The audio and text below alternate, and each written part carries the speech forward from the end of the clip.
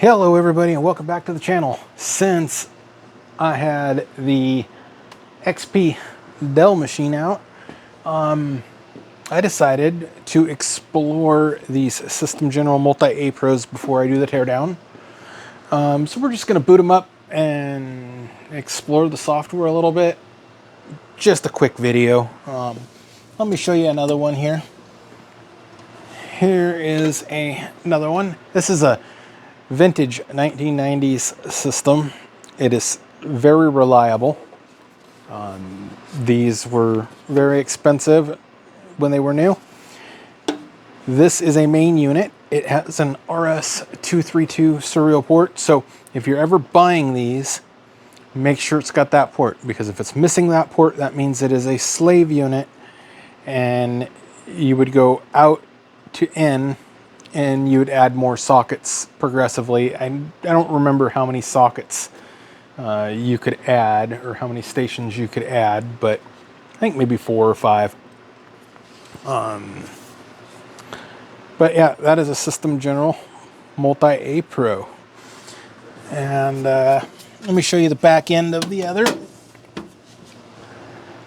These were not stored in nice conditions, as you can tell. They're all rusty, but you can see this one here. It's just missing the COM port, but you got COM in, COM out. So just an FYI on that. Now let's boot the software up and let's explore this.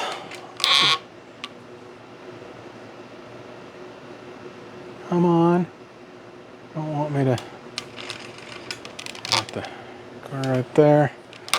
Maybe I'll go right back. Maybe a little bit more. A little bit too far zoomed in. Cotty, she's not being herself today. She just got all excited, and but we're gonna boot this thing up. You see it lights up green light, so that kind of tells me it's passing its self checks. So you want to, when you install the software, I'll put a link in the description where to find it. You want to run the WinMA, and it's going to pop up and it's going to want to connect. This is as far as really I've explored with this. I've never used one of these old dinosaurs, but we're going to play in future videos. This is just the initial, let's launch this software. So we're going to select COM1. I had to bodge me together a serial cable out of a Ethernet cable and some ends, but because I didn't have 2 females on a straight through. The only ones I had were 2 females were null modems. So let's connect, and you'll see it'll start flickering the lights there. And it's doing its self-test. And it's going to test the DRAM. That takes a long time. And from what I've read on a couple vague user posts out there, because there's really no information on these, don't skip this test. Because if you have any RAM issues inside this, you will fail and fail and fail. And this will tell you if your DRAM's good. And these do have DRAM issues all the time. That's why they usually were thrown away. But you can replace it. It's not a difficult task. But these working, even in ugly condition, still hold their value. Because people use them. And I've got a lot of these adapters I'm going to have to sort through. I got a bin of them. I'll do another video on that. Yeah, like I said, I don't know how to use the software, so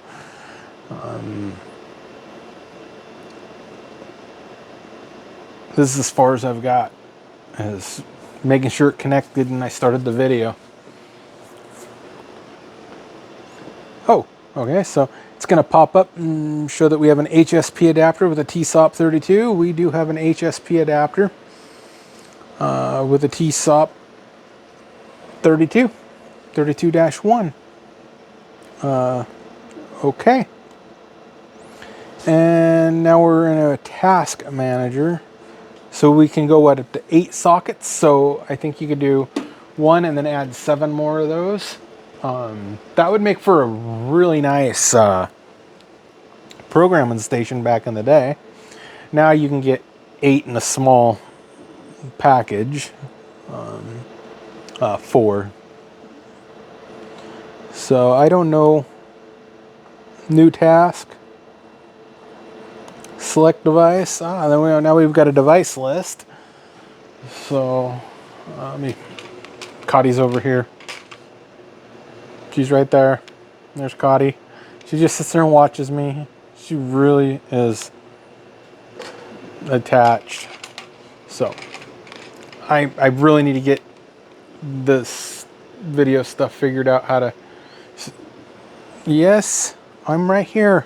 Okay, she wants cookies. She's gonna be annoying.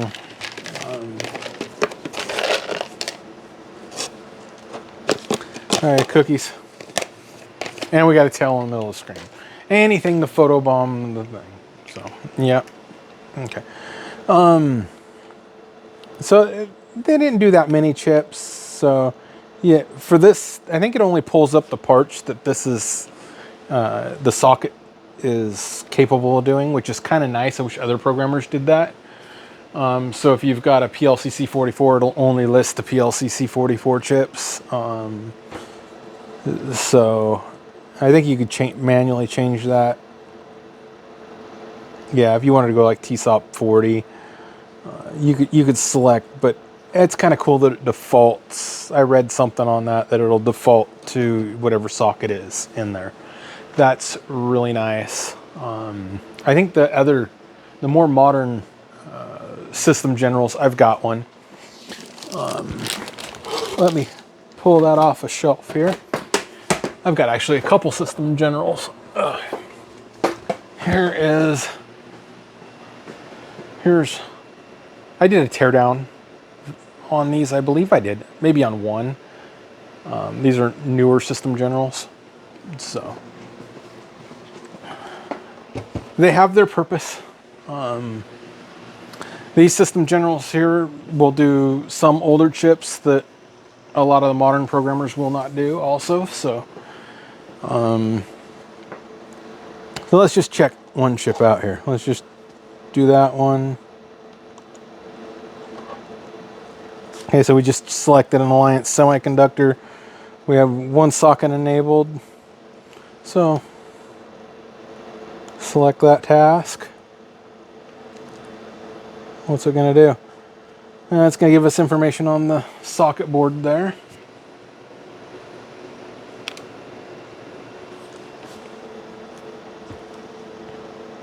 Your socket board is a TSOP 32 Rev C. Please follow this way to set up the jumps. I'm not sure.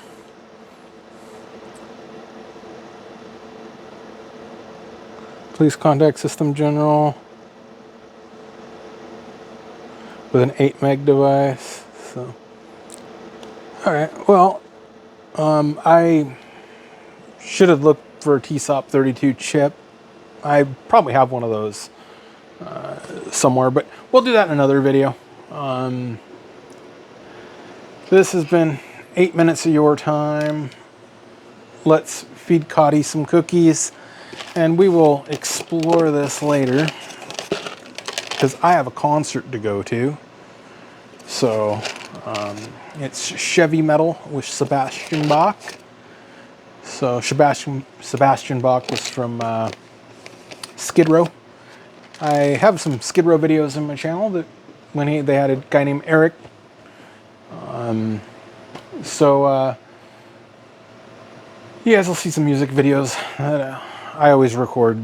So, but concerts are a good place to let off steam, have some fun. We'll catch y'all later.